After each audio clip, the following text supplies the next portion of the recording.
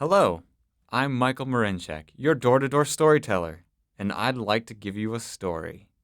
This story is called 14 by Grettelyn Darkey.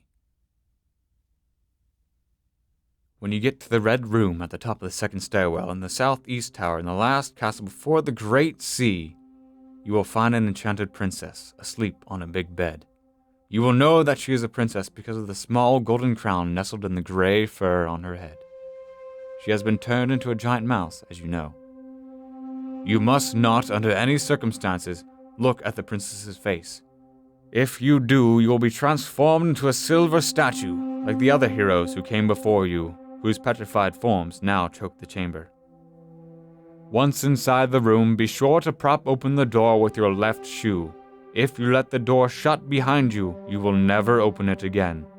As you move through the chamber, be careful not to touch any of the statues. If you so much as brush one in passing, you will be thrown to the bottom of the stairwell and you will have to start over again. Look for the little silver bell. It will be hidden in plain view, as these things usually are. It may dangle from the smallest finger of one of the frozen heroes. It may hang from the drapes on the princess's bed. It may lie in a corner, forgotten and clotted with cobwebs. But you must find it. When you find the bell, use a 3-inch willow wand to lift it from the floor. Do not touch the bell with your hands. If you do, all is lost. Hold the bell carefully with the wand and use the bronze hammer that the dwarves gave you to strike the bell 3 times. On the 3rd stroke, the bell will crack and a spider will crawl out of the bell. Follow that spider. The spider will show you the way to the roof of the tower. From there, summon the golden eagle using the horn which I will give you, if you can answer my 3 riddles. When the eagle comes, jump on his back, and tell him to take you to the spring of crystal water, from which is drawn the seed of all magical potions and spells. The eagle has 1 black feather on his back. Before you dismount at the cave of crystal water, you must steal this feather. Then, run into the cave as fast as you can. He cannot follow you inside. Once you have entered the cave, follow the trickle of water to the spring.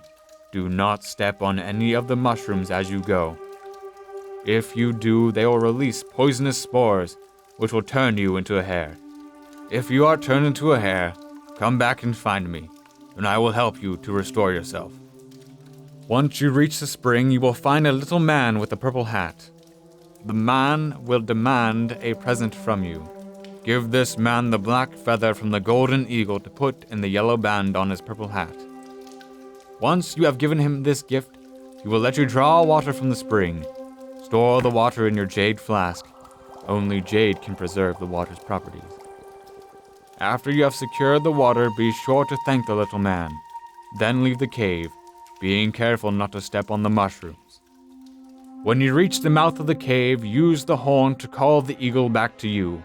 He will be angry that you stole his black feather, so you must trick him into giving you a ride to the tower. If you promise him the silver bell, he will let you ride on his back. Once you reach the tower, you must fight the eagle on the roof, because by then he will know that you have no bell to give him. Do not fall off the roof. You cannot fly, you know. After you have slain the golden eagle, re-enter the tower by the way the spider showed you. Once you get inside, be careful. The statues of the heroes will know that the crystal water is in your flask and will try to block your path. The proximity of the water gives them the power to move, but not the power to speak or hear. You must fight them off with your greatsword, Dragon's Tooth. Once you reach the princess, pour the water over her head. Do not look at her face. She will transform and awaken, and all the heroes will turn back into men of flesh and blood. But do not rest there. Once the heroes have been restored to their former selves, they will remember their task and try to steal the princess from you. Take her under your arm. You can look at her face now, and fight your way out with Dragon's Tooth.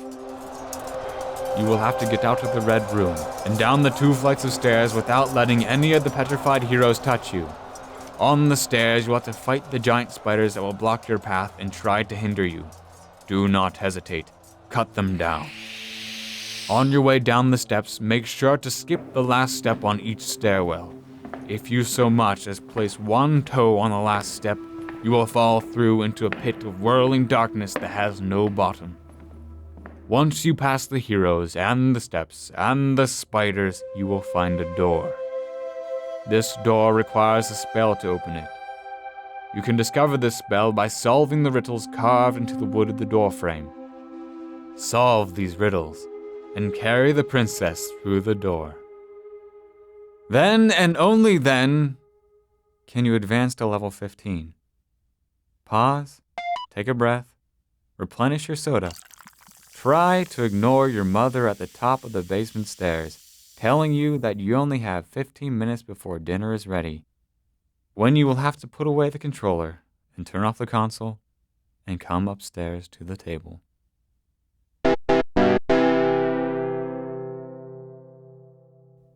You just listened to 14 by Grettelyn Darkey, read to you by your door-to-door storyteller, Michael Marinchak.